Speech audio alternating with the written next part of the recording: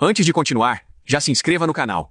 Aqui eu analiso conteúdos científicos e educacionais com explicação simples, direta e aplicada. O artigo analisado neste vídeo é The Science of Ketogenic Supplements for Athletes, Boosting Endurance, Efficiency and Energy Metabolism, de Morvarid City e colaboradores, publicado na revista Nutrition e Metabolism, em 2026. O tema são os suplementos cetogênicos, produtos desenvolvidos para aumentar rapidamente as cetonas no sangue.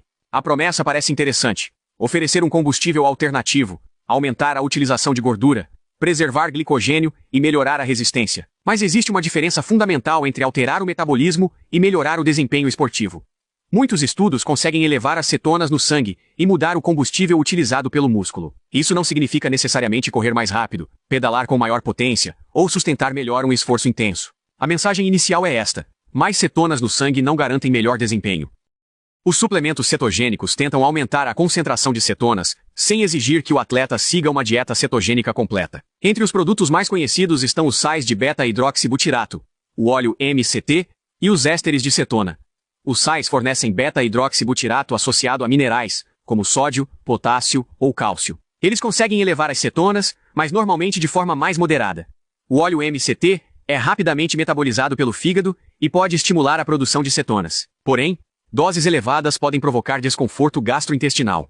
Os ésteres de cetona costumam produzir aumentos mais rápidos e elevados de beta-hidroxibutirato no sangue. O problema é que normalmente são caros, têm sabor desagradável e também podem gerar efeitos adversos. Apesar das diferenças, todos compartilham o mesmo objetivo: elevar cetonas no sangue sem depender de uma restrição prolongada de carboidratos. É importante não tratar toda a forma de cetose como se fosse a mesma situação. A dieta cetogênica reduz drasticamente os carboidratos durante um período prolongado. Com o tempo, o organismo desenvolve adaptações para utilizar melhor gorduras e cetonas. O jejum também aumenta a produção de cetonas, mas acontece dentro de outro contexto hormonal e nutricional. Já o suplemento exógeno pode aumentar as cetonas em poucos minutos, mesmo quando o atleta continua consumindo carboidratos normalmente. Nesse caso, existe cetose no sangue, mas não necessariamente cetoadaptação. Cetoadaptação envolve alterações progressivas no metabolismo, nas enzimas, na utilização dos combustíveis e na resposta ao exercício. Por isso, tomar uma bebida com cetonas não produz automaticamente as mesmas adaptações de uma dieta cetogênica mantida por várias semanas. A frase central deste slide é: tomar cetona não significa estar cetoadaptado. O beta-hidroxibutirato pode ser transportado até as células musculares e utilizado como combustível. Dentro da célula, ele é convertido em acetoacetato e depois em acetil-CoA. O acetil-CoA entra no ciclo de Krebs, dentro da mitocôndria, contribuindo para a produção de ATP. O ATP é a molécula utilizada pelo corpo para sustentar contrações musculares e outras funções celulares. Uma característica interessante é que as cetonas entram nesse processo sem precisar passar inicialmente pela glicólise, que é a via responsável pela quebra da glicose. Isso explica por que elas podem funcionar como combustível alternativo durante atividades prolongadas. Mas a produção de energia por vias oxidativas depende de oxigênio e não acontece com a mesma velocidade necessária para ações explosivas. Portanto, a cetona pode ajudar a sustentar energia em determinados contextos, mas não substitui todos os sistemas energéticos. O beta-hidroxibutirato não atua apenas como combustível.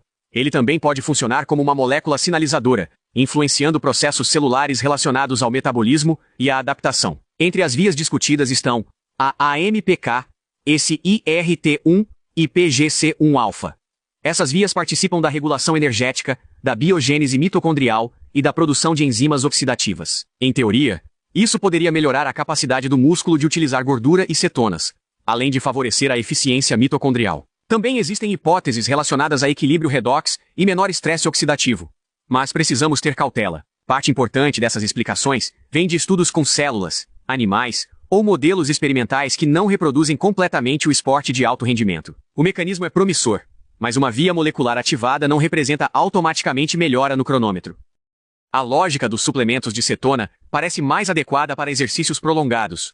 Em provas de endurance, o glicogênio muscular pode diminuir progressivamente e contribuir para o desenvolvimento da fadiga. Se o atleta consegue utilizar mais gordura e cetonas, existe a possibilidade de reduzir a dependência de carboidratos em determinados momentos. Isso poderia preservar parte do glicogênio para fases mais intensas da prova.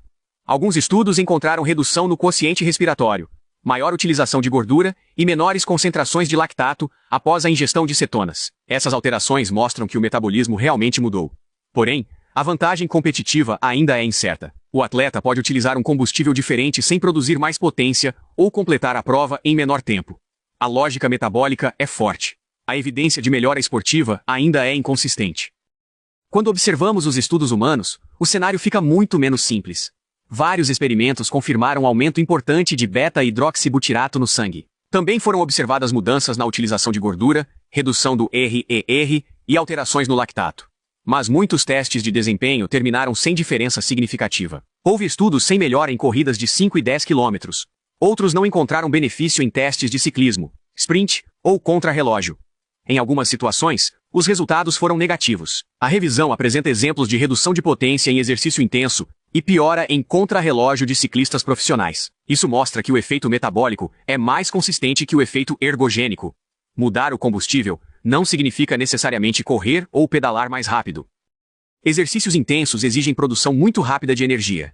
Sprint, musculação, mudanças de direção e ações explosivas dependem fortemente da fosfocreatina e da glicólise. Esses sistemas conseguem fornecer ATP em alta velocidade.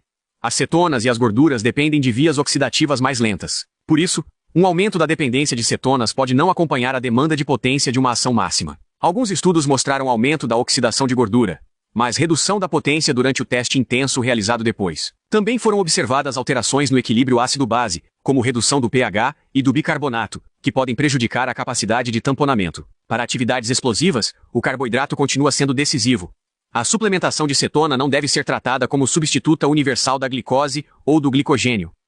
A revisão também apresenta possíveis efeitos sobre recuperação, inflamação e estresse oxidativo. O beta-hidroxibutirato pode influenciar sistemas antioxidantes e vias relacionadas à inflamação. Também existem resultados envolvendo fadiga central, função cognitiva e sinalização de síntese proteica. Alguns estudos encontraram ativação de mTOR durante a recuperação após exercício. Porém, ativar uma via de sinalização não significa necessariamente reconstruir mais músculo ou recuperar mais rápido. Também existem dúvidas sobre o efeito das cetonas na degradação proteica. A quebra de proteínas não é apenas prejudicial. Ela faz parte do remodelamento necessário para a adaptação ao treinamento. Uma supressão crônica e excessiva desse processo poderia, em teoria, interferir nas próprias adaptações. O potencial de recuperação é interessante, mas ainda não equivale à comprovação definitiva. Os efeitos adversos mais frequentes envolvem o sistema gastrointestinal. Náusea, distensão abdominal, cólicas e diarreia podem ocorrer, principalmente com doses mais altas. Sais de cetona também podem fornecer quantidades importantes de minerais, aumentando o risco de consumo inadequado de sódio, potássio ou cálcio. Alterações de hidratação e eletrólitos precisam ser consideradas, especialmente durante exercícios prolongados ou em ambientes quentes. Os ésteres podem reduzir o pH e o bicarbonato, provocando uma acidose leve que pode prejudicar esforços intensos. Outro risco é reduzir excessivamente a disponibilidade de carboidrato em modalidades que dependem de potência e repetição de sprints. A estratégia pode parecer eficiente do ponto de vista metabólico, mas cobrar um preço no desempenho.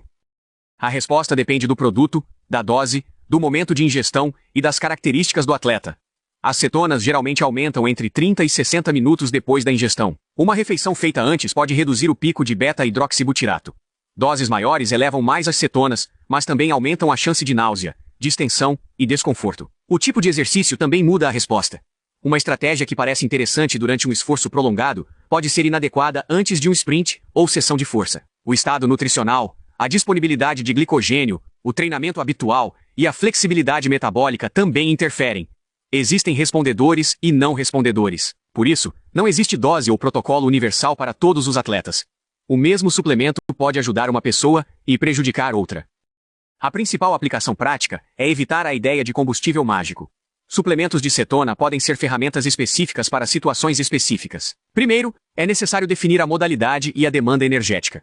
Depois, analisar se o objetivo é sustentar endurance, modificar o metabolismo, apoiar recuperação ou enfrentar uma situação de baixa disponibilidade de carboidrato. Não existe razão para substituir carboidratos de forma automática. Em muitas modalidades, especialmente nas que envolvem potência e alta intensidade, o carboidrato continua sendo essencial. Qualquer estratégia deve ser testada durante o treinamento, nunca estreada em uma competição importante. Também é necessário monitorar tolerância gastrointestinal, hidratação, eletrólitos e desempenho real. O resultado precisa aparecer na prática, não apenas no medidor de cetonas. Cetonas mudam o metabolismo. O benefício competitivo ainda depende do contexto.